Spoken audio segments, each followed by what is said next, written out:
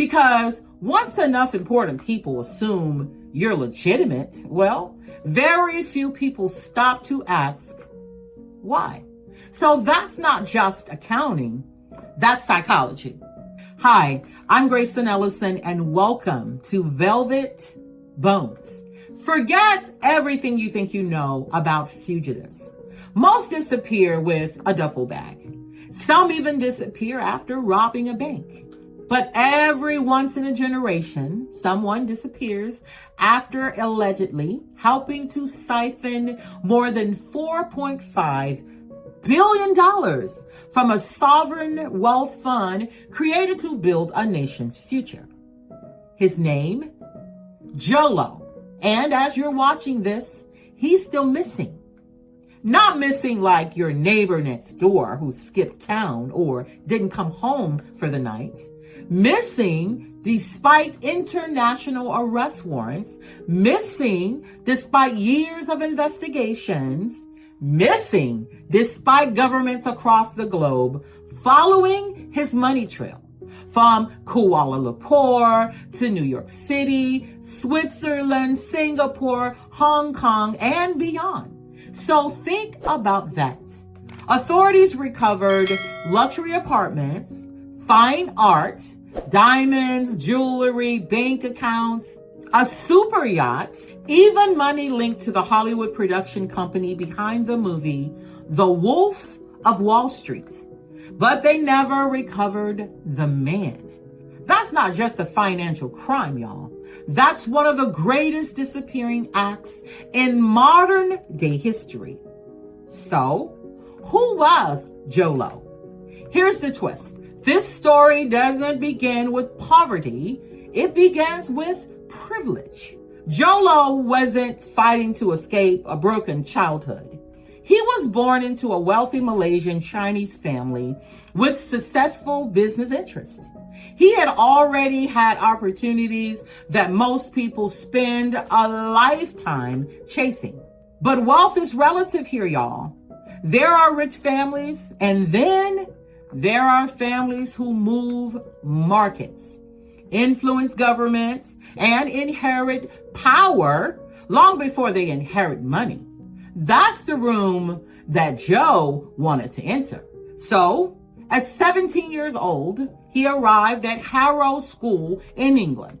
Not just another boarding school, but one of the most prestigious schools in the world. Prime ministers studied there, royalty studied there, children of industrial dynasties and global business families walked those same halls.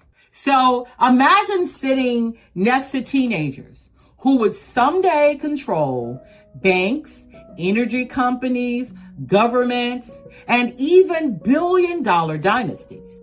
Most students were learning history, but not Jho. He was studying the future. Then came Wharton, one of the world's premier business schools. Now, most students chased internships, but Jho chased introductions. He understood something that's not taught in math textbooks. So money gets you into the room, but relationships decide if anyone remembers your name. So he threw extravagant parties. He built friendships with children of billionaires, royal families, future executives, future power brokers. And so he wasn't collecting business cards. He was collecting influence. And maybe, without even realizing it, he learned the most dangerous lesson of all. Money buys access. Privilege buys immunity. Because once enough important people assume you're legitimate, well, very few people stop to ask why. So that's not just accounting, that's psychology. So years later, that psychology would become worth billions. So then came the Malaysian Sovereign Wealth Fund, created to promote economic development and to improve the lives of the Malaysian people. That fund represented progress. And then, according to investigators in multiple countries, behind the scenes, More than $4.5 billion was misappropriated through the maze of shell companies, offshore accounts, fraudulent transactions, and international money laundering. So U.S. officials, they allege that Jho played a central role in that scheme. And they also allege that he consistently denied any involvement. Where else would he get this money? So then came the lifestyle. And Jho's lifestyle, it exploded. We're talking private jets, luxury homes in Beverly Hills, New York City, and even in London.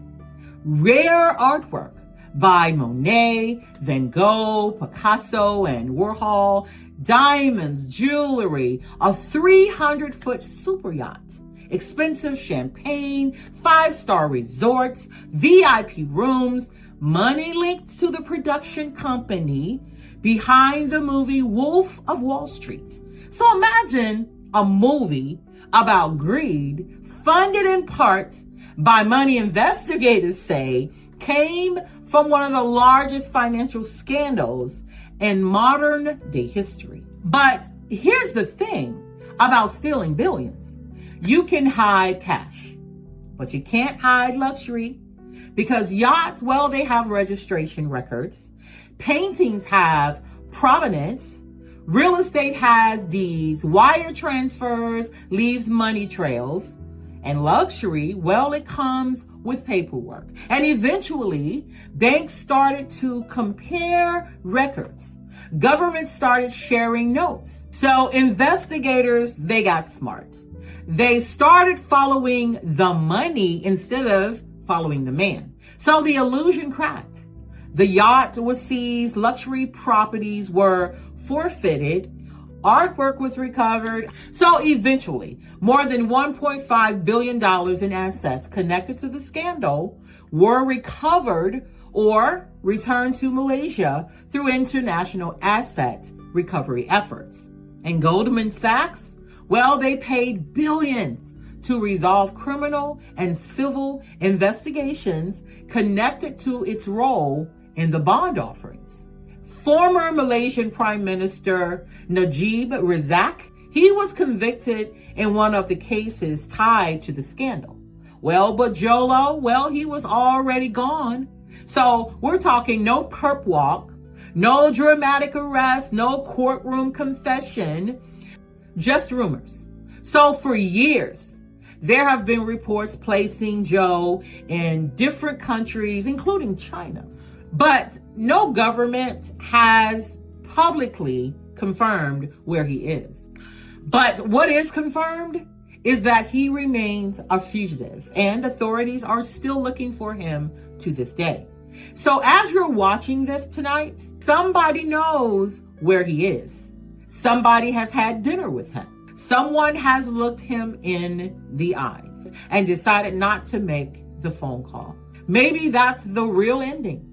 Not that billions disappeared, not that luxury was seized, not even that governments eventually untangled one of the most complex financial schemes in history. So the ending? Well, it's that a man allegedly built an identity so convincing that by the time the world questioned the fortune, well, he had already vanished behind it. So remember what I told you at the beginning of the show. Never show nobody your money. Either they'll take some or they'll ask for some.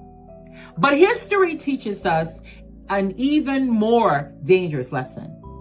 The people who cost you the most, well, they will rarely ask for your money first. They'll ask for your trust. They'll gain your trust. And once they have that, well, you'll probably open the vault yourself. Now, this is Velvet Bones. And if you haven't already, please take a moment to subscribe to the channel, like the video, share it with friends and family. And I will see you on the next video.